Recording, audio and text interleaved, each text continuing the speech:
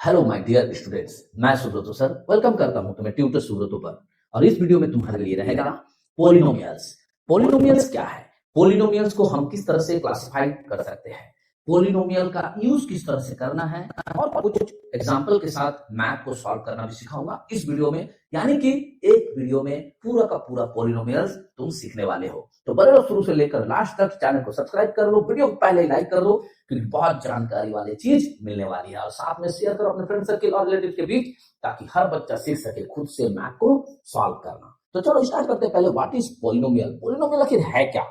An algebraic expression where the exponents of the variables are only whole numbers। कहने का मतलब क्या है, एल्जेब्रिक एक्सप्रेशन जो भी रहेगा यानी कि न्यूमेरिकल वैल्यू के साथ साथ एक भी, कम से कम एक भी मेरा वेरिएबल्स रहेगा। उस वेरिएबल का जो डिग्री होगा, पावर होगा, वो ऑलवेज होल नंबर होना चाहिए। यानी 0 हो, 1 हो, 2 हो, 3 हो, 4 हो, यानी कि गोटा गोटा नंबर हो, पॉइंट ना हो, डेसिमल ना हो, फ्रैक्शन ना हो या रूट ना हो। पावर जो होगा, डिग्री जो होगा मेरा एल्जेब्रिक एक्सप्रेशन का यानी कि वेरिएबल का, वो गोटा गोटा नंबर होगा यानी होल नंबर होगा। फॉर एग्जाम्पल देखो, मैं यहाँ पे एक चीज लिखता हूं, मैं लिखता हूं कि 10x²।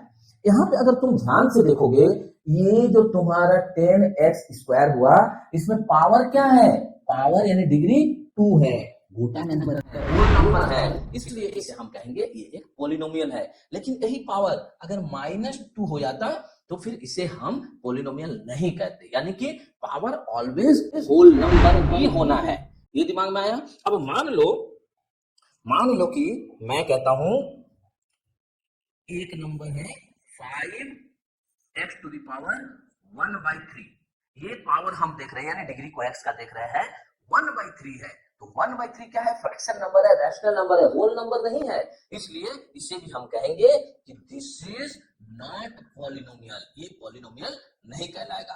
पॉलिनोमियल का साफ सूत्र एकदम डेफिनेशन समझ में आ गया कि पावर जो है, डिग्री जो है, वो होल नंबर ही होना है। होल नंबर के अतिरिक्त कोई भी होगा, नेगेटिव हो, 1/3 यानी कि फ्रैक्शन हो, डेसिमल हो, कोई भी नहीं चलेगा। रूट में भी आएगा तो भी नहीं। अगर मान लो कि इसकी जगह पर 2y⁻√3 लिख देते तो ये भी पॉलिनोमियल नहीं कहलाएगा, ये भी पॉलिनोमियल नहीं कहलाएगा। इतना तो समझ में आ गया। चलो आगे बढ़ते हैं। जनरल फॉर्म किस तरह से होगा, इसे जस्ट एक बार तुम देख लो, इसके बारे में तुम बाद में बहुत डिटेल्स में सीखोगे जब +1 या +2 में पढ़ोगे। तो अभी ज्यादा जरूरत नहीं है इस फॉर्मूला का, क्योंकि हम लोग जब मैथ का यूज करेंगे तो इसको कोई यूज नहीं करेंगे। हम लोग मैथ को डायरेक्ट जो क्वेश्चन दिया रहेगा उसका पावर को ही यूज कर लेंगे। और इसका जो शॉर्ट फॉर्म है वो मैं तुम्हें आगे चल के ही एक्सप्लेन कर दूंगा, मिलेगा। अब मान लो एग्जांपल के तौर पर यहाँ पे मुझे दिया है 3x² + 2x + 1। मुझसे पूछेगा क्या ये एक पॉलिनोमियल है? हमें पूरा का पूरा जो दिया हुआ टर्म है सबको देखना है। इन सारे टर्म में मुझे कोई भी पावर अगर होल नंबर के अतिरिक्त कुछ और लगा तो हम कहेंगे पॉलिनोमियल नहीं है। यानी कि सिर्फ एक चीज को देखने से नहीं होगा। हम 3x² को देख लिए और आंसर दे दिए, नहीं, हम आगे बढ़ेंगे। यहाँ पे 2x का पावर कुछ नहीं मतलब बाय डिफॉल्ट 1 होता है, तो बाय डिफॉल्ट 1 है यानी कि ये भी होल नंबर है। आगे 1 है सिर्फ, यानी कि वहां तो कोई वेरिएबल है ही नहीं, तो उसका पावर देखने की जरूरत नहीं है। हाँ, यहाँ एक चीज मैं क्लियर कर देता हूँ, पावर जब भी देखोगे ना, ये डिग्री जब भी देखोगे, ऑलवेज वेरिएबल का देखोगे, नंबर से मुझे कोई मतलब नहीं है। न्यूमेरिक वैल्यू का पावर माइनस हो, प्लस हो, फ्रैक्शन हो, कोई मतलब नहीं है। हमें जो वेरिएबल दिया हुआ है उस वेरिएबल का पावर होल नंबर होना चाहिए। समझ में आ गया? वेरिएबल XYZ ABC यानी कि जिसका वैल्यू हमें नहीं पता रहता, वो सब वेरिएबल रहते हैं। तो इस इक्वेशन को, इस दिया हुए टर्म को हम कहेंगे कि ये पॉलिनोमियल है, क्योंकि इसमें एक्सपोनेंट 2 है, एक्सपोनेंट 1 है और एक मेरा जो है ये कांस्टेंट है। अब आगे बढ़ते हैं, चलो देखते हैं यहाँ 5√x-3, क्या ये पॉलिनोमियल है? आंसर बोल रहा है नो। क्यों नो बोल रहा है? अगर हम यहाँ √x को ध्यान से देखें तो √x के लिए हम क्या लिख सकते हैं? √x को जब रूट से निकालेंगे तो इसका पावर क्या हो जाता है? 1/2। ये तो फ्रैक्शन में आ गया ना पावर, तो अगर पावर मेरा फ्रैक्शन में आ गया तो हम इसे पॉलिनोमियल नहीं कहेंगे। Got it? इतना समझ में आया? देखो और एक क्वेश्चन दे दिया x², यहाँ तो मुझे दिख रहा है पावर जो है वो होल नंबर है, प्लस 1/x, इसका भी आंसर दिया है, ये पॉलिनोमियल नहीं होगा। क्यों भाई? 1/x है ना। यहाँ ध्यान से देखो, अगर 1/x को हम कैसा लिख सकते हैं? ये जब ऊपर चला जाएगा, इसका पावर 1 है, बाय डिफॉल्ट कुछ नहीं मतलब 1 है, ये ऊपर जाने से -1 हो जाएगा इसका पावर। हम जानते हैं ना, जैसे ही रेसिप्रोकल होता है तो इसका पावर का सिंबल जो है, डिग्री का सिंबल चेंज हो जाता है, प्लस का माइनस, माइनस का प्लस। तो यहाँ पे पावर हो जाएगा माइनस। तो पावर अगर माइनस हो गया, देखो power minus, -1 is a negative integers, this is not a whole number. अगर होल नंबर नहीं है पावर, तो ये कैसे पॉलिनोमियल संभव है? तो ये पॉलिनोमियल नहीं होगा। Got it? तो हम पोलिनोमियल का जो इंट्रोडक्शन अभी किए, उम्मीद है कि तुम्हें बहुत बढ़िया से समझ में आ गया होगा। चलो नेक्स्ट स्लाइड में हम देखते हैं कि पोलिनोमियल से जुड़ा हुआ क्या क्या चीजें आती हैं। दो चीजें मिलेंगे हमें, एक डिग्री और दूसरा टर्म। तो पहले हम बात कर लेते हैं डिग्री के हिसाब से। डिग्री ऑफ अ पोलिनोमियल क्या है? डिग्री मतलब ये जो पावर रहता है, इसे हम डिग्री कहते हैं। लेकिन पूरा का पूरा गिवन डेटा में जो डेटा मुझे दिया हुआ रहेगा, उसमें सबसे हाईएस्ट जो डिग्री रहेगा, उसी का कैटेगरी में वो पोलिनोमियल कहलाएगा। फॉर एग्जांपल, अगर हम यहाँ लिखते हैं कि 7x⁴ माइनस 5x² प्लस 2, यहाँ मुझे दो जगह पे डिग्री दिख रहा है। एक तुम्हें दिख रहा है 7x³ के, और एक तुम्हें दिख रहा है 5x² पे। लेकिन यहाँ पे हमें देखना है कि दोनों में से हाईएस्ट डिग्री कौन सा है। तो हाईएस्ट डिग्री है 3, इसलिए इसका डिग्री 3 कहलाएगा, यानी कि ये एक क्यूबिक पोलिनोमियल कहलाएगा। क्या है क्यूबिक पोलिनोमियल, आगे चल के हम यहाँ पे बात करेंगे। लेकिन फिलहाल अभी ये समझ लो कि डिग्री के हिसाब से हम इसको डिसेंडिंग ऑर्डर में ऑलवेज सजा कर लिखेंगे। जो भी गिवन डेटा दिया रहेगा, अगर ऑलरेडी डिसेंडिंग ऑर्डर में सजा हुआ है तो बहुत बढ़िया, नहीं है तो पावर के हिसाब से डिसेंडिंग ऑर्डर में सजा लेंगे। ये न्यूमेरिक वैल्यू के हिसाब से नहीं सजाएंगे। पावर, सबसे ज्यादा पावर सबसे पहले, उससे कम पावर उसके बाद, सबसे कम पावर लास्ट में। क्लियर हो गया? जब सजा के लिख लेंगे तो देखेंगे सबसे हाईएस्ट पावर क्या है, तो सबसे हाईएस्ट पावर 3 है, तो इसका कहलाएगा, इस पोलिनोमियल का डिग्री 3 है।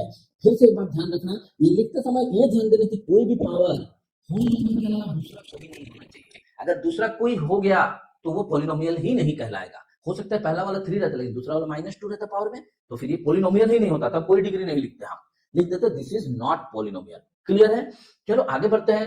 5 क्या है? कांस्टेंट नंबर है, तो डिग्री क्या है? 0, सिंस 5 इज x⁴0। अब यहाँ पे देखो क्लासिफिकेशन ऑफ पोलिनोमियल्स। भैया पोलिनोमियल्स को जो है हम टर्म के हिसाब से और डिग्री के हिसाब से अलग अलग नामकरण देके क्लासिफिकेशन करते हैं। कैसे? अगर बात करें टर्म के हिसाब से, तो मोनोनोमियल में होता है एक टर्म। अच्छा, टर्म क्या होता है? ये टर्म क्या होता है पहले जानेंगे तब तो। टर्म देखो, मान लो मैं इसी को फिर से लिख लेता हूं यहाँ पे, 7x³ माइनस 5x² प्लस 2। यहाँ पे ध्यान देना, 7 के पहले कोई सिंबल नहीं, मतलब ऑलरेडी प्लस सिंबल है, प्लस सिंबल को दिया नहीं रहता, माइनस सिंबल रहेगा तो दिया रहेगा। हम हमेशा स्टार्ट करेंगे एक सिंबल से, इस सिंबल को पकड़ के यहाँ से चलते चलते चलते चलते, जैसे ही अगला सिंबल मिल गया ना, हम वहां रुक जाएंगे। जैसे ही अगला सिंबल मिला, वो मतलब नेक्स्ट नंबर ही स्टार्ट हो रहा है, उसको नहीं गिनेंगे, और जहां तक पहुंचे इसे कहेंगे एक टर्म हुआ। कितना टर्म हुआ? एक टर्म हुआ। अब फिर जैसे ही दूसरा सिंबल मिला, फिर उस सिंबल को पकड़ कर चलेंगे चलेंगे चलेंगे चलेंगे, जैसे ही फिर तीसरा सिंबल मिला, वहां रुक जाएंगे। उससे पहले रुके तो ये एक टर्म हुआ, यानी कितना टर्म हमें मिल गया? 7x³ एक टर्म हुआ, माइनस 5x² दूसरा टर्म हुआ, और फिर प्लस से लेके स्टार्ट करेंगे और 2 तक जाएगा, एंड कर देंगे। कितना टर्म मिला टोटल? तो 3 टर्म मिला। फर्स्ट टर्म मेरा क्या कहलाएगा? Plus 7x³। सेकंड टर्म मेरा क्या कहलाएगा? Minus 5x²। थर्ड टर्म मेरा क्या कहलाएगा? प्लस 2। तो ध्यान दो, जो मैं बात कर रहा हूँ टर्म का, टर्म क्या है? एक सिंबल से स्टार्ट करेंगे, वो नंबर जहां तक पहुंचेगा वो एक टर्म कहलाएगा। जैसे ही दूसरा सिंबल स्टार्ट हो गया, मेरा सिंबल यानी कि प्लस या माइनस, दूसरा सिंबल मेरा स्टार्ट हो गया, वो पूरा का पूरा एक टर्म कहलाएगा। समझ में आया? तो यहाँ मेरा 3 टर्म दिया हुआ है। अगर 3 टर्म दिया हुआ है तो देखो, तो यहाँ पे क्या लिखेगा? 3 टर्म्स है तो ट्राइनोमियल। तो इसी तरह से क्लासिफिकेशन किया गया है टर्म के हिसाब से। एक टर्म अगर रहेगा तो मोनोमियल। कैसे होगा मोनोमियल? मान लो अगर मैं यहाँ पे लिख लेता हूं मोनोमियल, ठीक है। देखो मोनोमियल का एग्जांपल अगर हम लोग लेंगे, नॉर्मल मान लो हम लिख लेते हैं कि 5y⁴, कुछ भी लिखे, बट यहाँ क्या है? एक ही टर्म है, वन टर्म, दूसरा टर्म आया ही नहीं, यानी कि एक सिंबल से स्टार्ट किया, नहीं पे खत्म कर दिया, एक ही टर्म आया। एक टर्म है तो मोनोमियल कहलाएगा। उसी तरह से अगर 2 टर्म आ गया तो वो बाइनोमियल कहलाएगा। देखो बाइनोमियल का एग्जांपल दिया 5x² माइनस 4। नॉट नेसेसरी कि तुम्हें इसी तरह से लिखना है, हो सकता है कि तुम्हें इस तरह से दे दिया रहता है बाइनोमियल में, यहां लिख लेते हैं, चलो बाइनोमियल। बाइनोमियल का एग्जांपल ले लेते हैं। मान लो तुमको यहाँ पे दे दिया है 7x² माइनस 6y, ये तुम्हारा बाइनोमियल। क्यों? यहाँ 2 टर्म है, देखो प्लस 7x² और माइनस 6y, 2 टर्म आया, तो 2 टर्म आया यानी कि बाइनोमियल। बाई का मतलब 2, ये हमने केमिस्ट्री में भी पढ़ा हुआ है, खैर वहां जाने दो, अभी मैथ में देखो बाइनोमियल। बाई का मतलब 2 और नोमियल है, पोलिनोमियल है। तो बाइनोमियल में 2 टर्म, ट्राइनोमियल में 3 टर्म, देखो एग्जांपल, यही अपना एग्जांपल है 3x³ minus 5x² plus 2। 3x³ एक टर्म हो गया, माइनस 5x² दूसरा टर्म हो गया, और प्लस 2 तीसरा टर्म हो गया। तो यहां देखो एग्जांपल दे दिया x² plus 2x minus plus 1। इतना क्लियर? अब डिग्री के हिसाब से बात कर लेते हैं। अगर हम डिग्री देखेंगे ना, यहाँ पे डिग्री का जब बात होगा तो डिग्री क्या होता है, 0 1 2 3 4 5 गोटा गोटा नंबर, होल नंबर। कभी भी तुम्हारा नेगेटिव नंबर नहीं होगा, रूट नहीं होगा, डेसिमल नहीं होगा, फ्रैक्शन नहीं होगा। तो गोटा गोटा नंबर को जब हम देखेंगे, अगर मेरा पावर डिग्री 1 रहता है, डिग्री 1 तो वो कहलाएगा लीनियर इक्वेशन।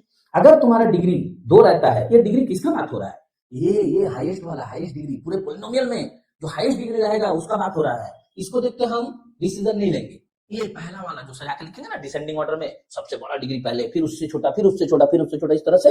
तो पहला जो बड़ा डिग्री होगा उस बड़ा डिग्री को देखेंगे। अगर सबसे बड़ा डिग्री पूरे गिवन डेटा में 1 है, पूरा जितना टर्म दिया हुआ है सब में 1 है, तो वो कहलाएगा लीनियर। वहां मेरे को इससे कोई मतलब नहीं कि टर्म कितना है, टर्म के साथ डिग्री का अलग रिलेशन वो नहीं है, टर्म से कोई मतलब नहीं। यहाँ 3 टर्म दे दिया ना, बट 3 टर्म में यहाँ 3 दिया है तो क्यूबिक होगा, क्यूबिक डिग्री 3, 2 दिया है तो क्वाड्रेटिक, 2 दिया है तो क्वाड्रेटिक, क्वाड्रेटिक डिग्री 2, लेकिन 3 दिया है तो क्यूबिक, 1 दिया है तो लीनियर। लेकिन यहाँ टर्म देख के मत बोलना 1 2 3 टर्म है तो क्यूबिक होगा, नहीं, इसके चलते क्यूबिक नहीं। क्यूबिक किसके चलते, पावर के चलते। और टर्म किसके चलते, 1 2 3, इसके चलते ट्राइनोमियल। अगर मान लो एग्जांपल के तौर पर हम क्वाड्रेटिक को लिखते हैं, क्वाड्रेटिक को, तो क्वाड्रेटिक में क्या आएगा, मान लो ऐसे लिख देते हैं हम 5x² माइनस 3, ये भी क्वाड्रेटिक कहलाएगा। मान लो लिख देते हैं 3x प्लस 1, ये भी क्वाड्रेटिक इक्वेशन है। लेकिन अगर टर्म के हिसाब से या तो ये ट्राइनोमियल है, टर्म के हिसाब से 1 टर्म 2 टर्म 3 टर्म तो ट्राइनोमियल। डिग्री के हिसाब से सबसे हाई डिग्री क्या है, 2 है, 2 डिग्री क्वाड्रेटिक, देख रहे हो, ट्राइनोमियल आएगा और क्वाड्रेटिक। तो जब बात करेंगे डिग्री के लिए तब नाम देंगे लीनियर, क्वाड्रेटिक, क्यूबिक, इस तरह से। और जब बात करेंगे टर्म के हिसाब से तब नाम देंगे monomial, binomial, trinomial. What it, समझ में आ रहा है? स्टेप बाय स्टेप, बहुत ज्यादा एक्सप्लेन कर रहा हूं तुम्हारे चलते, तुम्हें मैथ सिखाने के चलते। अगर तुम्हें समझ में आ रहा है मैं किस तरह से एक्सप्लेन कर रहा हूं और तुम्हारे लिए फायदेमंद हो रहा है तो वीडियो को लाइक कर दो, चैनल को सब्सक्राइब कर दो और साथ में शेयर कर दो अपने फ्रेंड सर्कल और रिलेटिव्स के बीच, ताकि हर बच्चा सीख सके इसी तरह से स्टेप बाय स्टेप मैथ को खुद से सॉल्व करना। तो चलो इतना सीख जाने के बाद हम नेक्स्ट स्लाइड में चलते हैं और पॉलिनोमियल का एक और देख लेते हैं। जीरो क्या होता है, जीरो मतलब शून्य, हाँ शून्य, बट जीरो वो जीरो नहीं। पॉलिनोमियल का जीरो का मतलब है पॉलिनोमियल में जो वेरिएबल्स दिया रहता है ना, एक्स, अलजेब्रिक एक्सप्रेशन जो x y z m n a b c कुछ भी के एल, उसका वैल्यू को जब हम निकालेंगे या उसका जो सॉल्यूशन निकलेगा उसको अगर हम पुट करें, उस पॉलिनोमियल में पुट करें उसकी जगह पर उस वैल्यू को, तो रिजल्ट आना चाहिए जीरो। अगर जीरो आता है तो कहेंगे उस जीरो में जो मेरा पॉलिनोमियल है उसके लिए वो जीरो है। नहीं समझ में?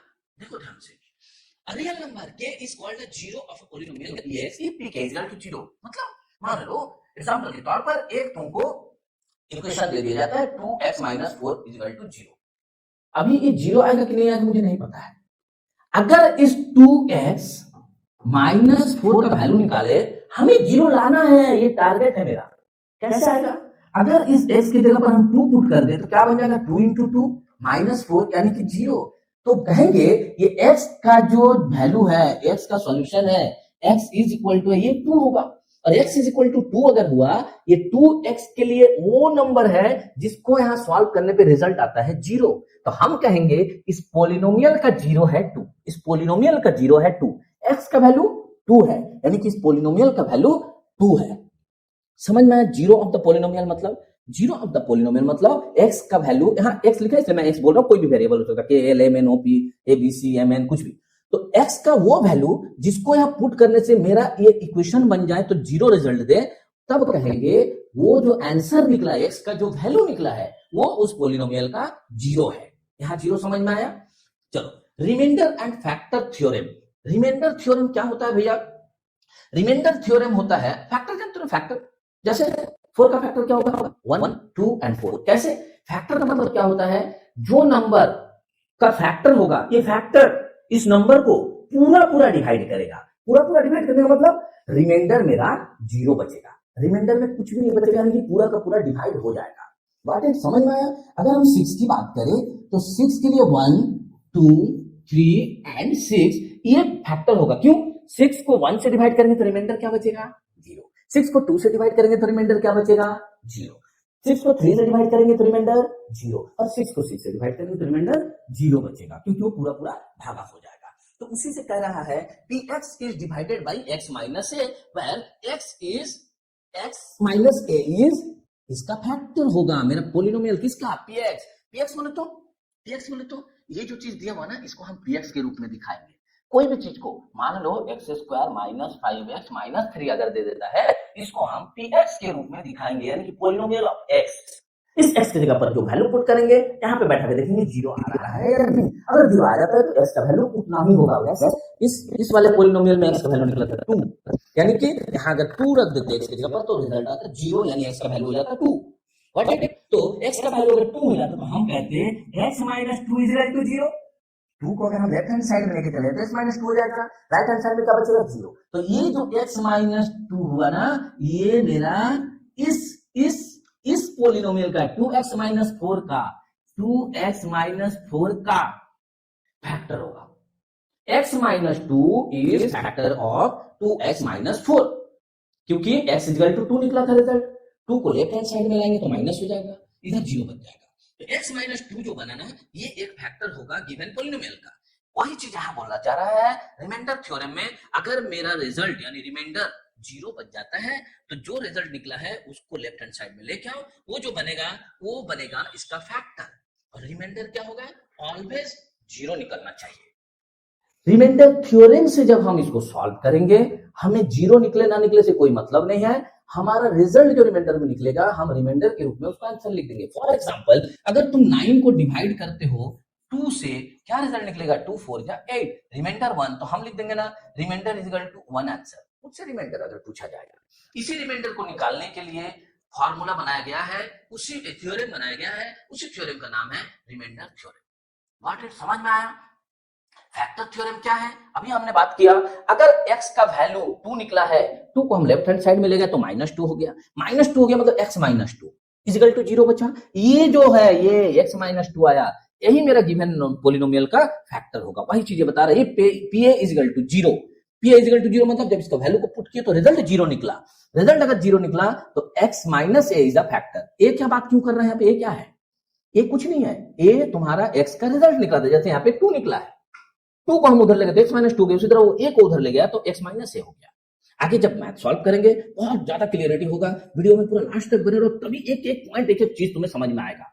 तो चलो नेक्स्ट स्लाइड में हम देख लेते हैं geometrical meaning of 0। Geometrical meaning क्या होता है भैया?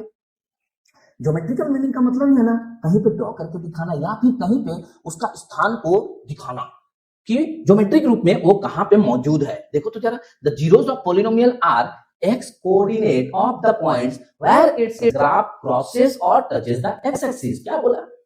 मैंने बताया था कहीं पे दिखाना है। कहां दिखाओगे? ग्राफ पेपर पे। जहां ग्राफ का बात आता है वहां क्या पॉइंट आता है? 2 पॉइंट आता है, x एंड y। क्या क्या कहलाता है? x कहलाता है एब्सिशा, y कहलाता है कोऑर्डिनेट। लेकिन दोनों मिलकर क्या बनाता है? दोनों मिलकर ही तो बनाता है कोऑर्डिनेट। कोऑर्डिनेट में 2 पॉइंट आता है, एक आता है x, एक आता है y। यहां हम लोग बात कर रहे हैं सिर्फ x का, यहां बात कर रहे सिर्फ x का।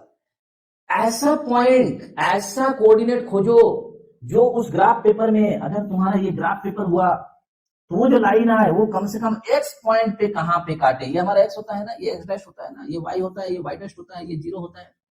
तो ये x लाइन पे कहां पे काटा? यहां। कहां पे काटा? यहां। उस पॉइंट में y का वैल्यू क्या होगा? 0। क्यों? x के लाइन में है ना, कोऑर्डिनेट में 0।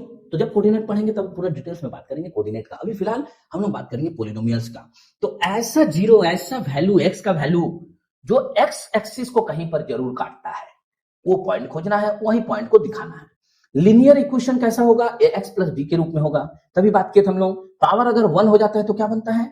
लीनियर। लीनियर पॉलिनोमियल का मतलब क्या हुआ? जो गिवन वेरिएबल्स है हाईएस्ट पावर 1 रहेगा। पूरा का पूरा इक्वेशन को हम लोग देखेंगे, पूरा का पूरा पॉलिनोमियल्स को देखेंगे। उस पूरे पॉलिनोमियल्स में हमें सबसे हाईएस्ट पावर क्या रहेगा? 1 रहेगा। इसलिए देखो इसका फॉर्म को दे दिया ax प्लस b। a और b क्या है भैया? b तो कांस्टेंट वैल्यू, अरे इसका कोएफिशिएंट है x का। कोएफिशिएंट क्या होता है सर? कोई भी वेरिएबल के साथ जो न्यूमेरिक वैल्यू रहेगा वो उस वेरिएबल का कोएफिशिएंट कहलाएगा। यानी कि मान लो अगर हम कहते हैं 5x, तो ये 5 जो है ना, 5 इज कोएफिशिएंट ऑफ x का कोएफिशिएंट। लेकिन अगर -5 दे देता हूं तो -5 इज कोएफिशिएंट ऑफ x, यानी कि सिंबल को साथ में लेकर चलना नंबर का, नहीं तो गलत हो जाएगा। बट समझ में?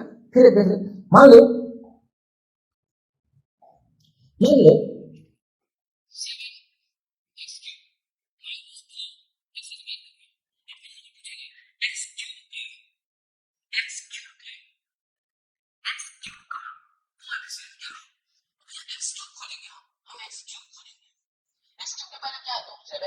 x³ का कोएफिशिएंट 7, लेकिन कोई मेरे से पूछेगा x² का कोएफिशिएंट क्या है? x² का आगे क्या है? क्या लगा x² का -3, तो x² का coefficient -3 is the coefficient of x²। समझ में आया कि इसका कैसे लिखेंगे कोएफिशिएंट?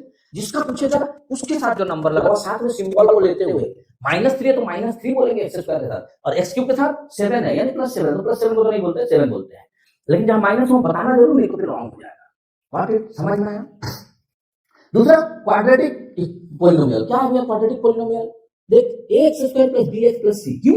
यहाँ मेरा हाईएस्ट वैल्यू, हाईएस्ट डिग्री क्या रहेगा? 2 रहेगा, तभी कहलाएगा क्वाड्रेटिक। अगर हाईएस्ट डिग्री 2 है तो वो क्वाड्रेटिक कहलाएगा। ए क्या है? x² का कोएफिशिएंट, x का कोएफिशिएंट b और c कांस्टेंट वैल्यू है। यहाँ पे जो बात करें फिलहाल अभी देख लो, बाद में हम उस पर डिस्कस करेंगे। पैराबोला यू शेप या intercept x axis at a maximum of 2 points. Coordinate की बात किया फिर से एक बार, अगर इसका हम लोग ग्राफ पेपर में दिखाएंगे क्वाड्रेटिक इक्वेशन को, तो ऑलवेज जो है ना इस तरह का ग्राफ बनेगा, इस तरह का ग्राफ बनेगा, इस तरह का ग्राफ बनेगा, हमेशा यू टाइप का ग्राफ बनेगा, जो इस एक्स एक्सिस को 2 जगह पर काटेगा, 1 2 1 2 1 2 कहीं पे भी, बट एक्स एक्सिस के साथ ही वो यू बनेगा। ये अगर एक्स एक्सिस है इसके साथ ही ऐसा यू बना, एक्स एक्सिस को 2 जगह काटेगा, यानी कि एक्स का वैल्यू 2 निकलेगा। 2 नहीं, 2 बार 2 अलग अलग, 7 -5 कुछ भी निकल सकता है, लेकिन इस x का वैल्यू 2 बार निकलेगा, 2 टाइम्स। लीनियर इक्वेशन में x का वैल्यू केवल एक ही होगा, ओनली वन आंसर। इसमें क्वाड्रेटिक में x का वैल्यू 2 बार निकलेगा। उसका नामकरण क्या करते हैं? दो अलग अलग वैल्यू को निकालने के लिए x तो आदमी कंफ्यूज होगा। 2 का नाम कर देते हैं, एक का नाम अल्फा, एक का नाम बीटा। एक का नाम कर देते हैं अल्फा, एक का नाम कर देते हैं बीटा। अल्फा और बीटा ये दोनों x का ही वैल्यू है। मान ली x1 है और x2 है, x का ही दोनों वैल्यू है, alpha and beta. x1 y1 नहीं लिखते, x1 x2 नहीं लिखते, अल्फा एंड बीटा ये दोनों x का ही वैल्यू है, यानी x का 0 का 2 नाम अल्फा एंड बीटा। क्लियर है ना? तो चलो आगे बढ़ते हैं। अच्छा ये देना देख लो, ओपन्स अपवर्ड u जैसा अगर होगा a इज ग्रेटर देन 0। अगर मान लो इस x² के पहले, हाँ दोनों चीज हो सकता है, अगर इस x² के पहले मान ले 5x² - 2x + 1, ठीक है, तो इसका ग्राफ में अगर बनेगा तो ये u जैसा बनेगा। लेकिन अगर ये x² का जो कोएफिशिएंट है a का वैल्यू अगर नेगेटिव हो गया, माइनस हो गया, तो फिर इसका ग्राफ उल्टा यू बन जाएगा, ऐसा बन जाएगा। लेकिन काटेगा एक्स एक्सिस को ही, काटेगा एक्स एक्सिस को ही, लेकिन उल्टा यू बन जाएगा। ये सब जब हम ग्राफ करेंगे सब कुछ दिखेगा, सब कुछ समझ में आएगा, प्रैक्टिकली समझेंगे। फिलहाल पॉलिनोमियल्स को पूरा समझ लो। Relationship between zeros and coefficient, zero और कोफिशिएंट। अब तक तो हम लोग समझ गए जीरो क्या है, एक्स का value alpha and beta, x का वैल्यू निकलेगा अल्फा बीटा। लिनियर है तो केवल एक्स का वैल्यू निकलेगा, क्वाड्रेटिक है तो 2 वैल्यू निकलेगा।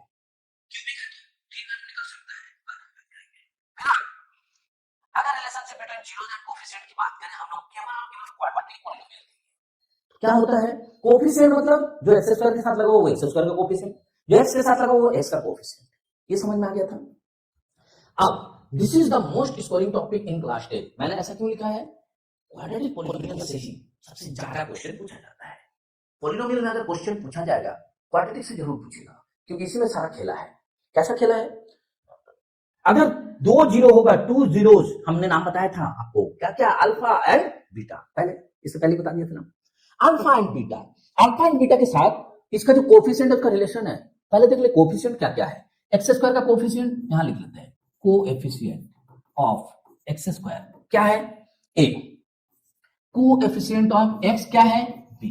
और कांस्टेंट वैल्यू क्या है? Constant value c। ये 3 लिख लिया। अब अल्फा प्लस बीटा यानी कि सम ऑफ जीरोस, जीरोस मतलब x का जो दोनों वैल्यू है उन दोनों वैल्यू का सम का बात कर रहा है, एडिशन। अगर दोनों का सम का बात कर अल्फा एंड बीटा तो फॉर्मूला बन जाता है, देख माइनस b बाई a।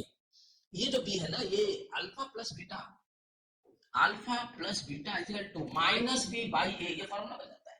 यानी एक्स का जो दो वैल्यू निकलेगा उन दोनों वैल्यू को जोड़ना और साथ में इसका कोफिशिएंट को माइनस बी बाई ए करना, दोनों वैल्यू इक्वल होगा, इसलिए फॉर्मूला बन गया alpha plus beta equal to minus B by A.